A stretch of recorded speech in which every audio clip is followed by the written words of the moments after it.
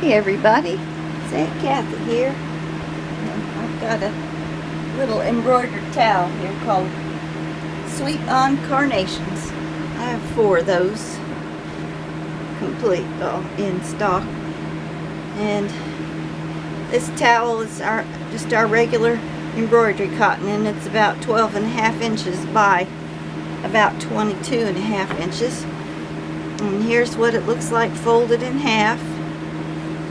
And here's what it looks like folded in thirds. And I'm going to cheat that just a little bit so that that frame stays in the presentation.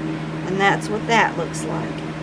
It's called Sweet on Carnations, and it's got a pink and black design with the carnation on it. And it's on a stipple pattern on the background, and you can see that little bit of texture there just on the embroidered area.